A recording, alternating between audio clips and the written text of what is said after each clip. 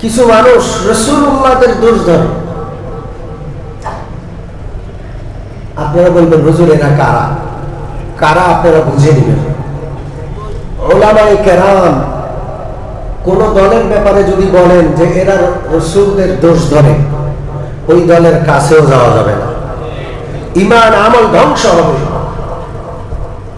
ওই দল দিন কায়েম করবে কিভাবে? যারা রাসূলুল্লাহকে আদর্শ মানে না, রাসূলুল্লাহকে যারা দোষী বলে, গুনাহগার বলে, ওরা কি দিন কায়েম করবে? রাসূলুল্লাহর মধ্যে দোষ দেখা এটা কেমন একটা দৃষ্টান্ত দিয়ে বুঝবেন। দিওয়ানবাগীর নাম শুনছেন?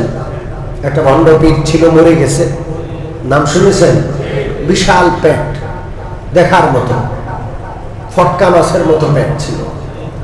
এই দেওয়ানবাগী সে লিখেছিল যে সে নাকি একবার রাসূলুল্লাহকে স্বপ্নে দেখেছে। কোথায়? রাসূলুল্লাহ নাকি নর্দমায় পড়ে আছেন, ময়লার মধ্যে, ভাগাড়ের মধ্যে পড়ে আছে। সে রাসূলুল্লাহকে ময়লা থেকে উঠাইয়া পরিষ্কার করতেছে, এটা সে স্বপ্নে দেখছে। এই স্বপ্নের ব্যাখ্যা সে দেয় যে সে নাকি রাসূলুল্লাহর ধর্মকে সে নাকি ধ্বংস হওয়া থেকে রক্ষা করে। তো এই স্বপ্নের ব্যাখ্যায় উলামায়ে কেরাম বলেন রাসূলুল্লাহ, আল্লাহর রাসূলগণ হলেন আল্লাহর সবচেয়ে প্রিয় বান্দা। আল্লাহ তাআলা সমস্ত দোষ ত্রুটি থেকে তাদেরকে মুক্ত রাখেন। যদি কোনো ব্যক্তি রাসূলুল্লাহদেরকে স্বপ্ন দেখে উল্টা স্বপ্ন দেখল, যেমন দেওয়ানবাগী দেখলো ময়লার ভাগাড়ে পড়ে আছে, এর অর্থ কি? এর ব্যাখ্যা কি? এর ব্যাখ্যা হলো রাসূলুল্লাহগণ হলেন উম্মতের আয়না। রাসূলুল্লাহগণকে কেউ যদি খারাপ অবস্থায় দেখে, তাহলে এর ব্যাখ্যা হলো তার অবস্থাটাই খুবই খারাপ, তার অবস্থাটা।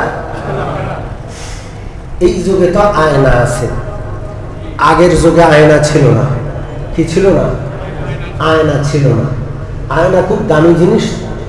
আয়না রাজপ্রাসাদে থাকতো, রাজ পরিবারের কাছে আয়না থাকতো, সবার কাছে আয়না থাকতো না। মানুষ আয়নার কথা শুনতো, আয়না কোনোদিন দেখতো না, দেখে নাই, জাদুঘরে গিয়ে আয়না দেখতো।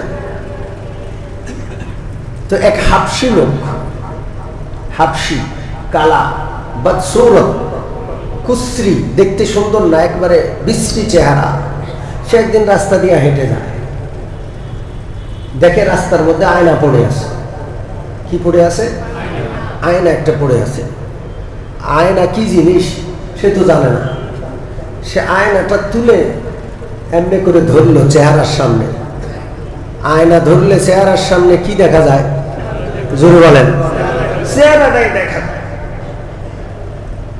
ও আয়না তুলে ধরে দেখে যে বিশ্রী এক সুরত আয়নার মধ্যে। সে আয়নাটারে ফিক্কে ফেলায় দিতে, ফিক্কে ফেলায় দিয়ে বলে, তোরে মানুষ রাস্তায় ফেলাইছে তো এই জন্যই, তুই বড় বদসুরত, তোর চেহারা বড় খারাপ, এই জন্যই তো তোর রাস্তায় ফেলায় দিচ্ছে।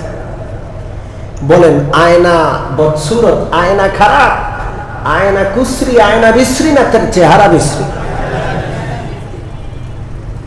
নবীগণকে কেউ যদি বদসুরত দেখে, তাহলে এটা তার নিজের বদসুরত হওয়ার প্রমাণ বহন করে। ঠিক না?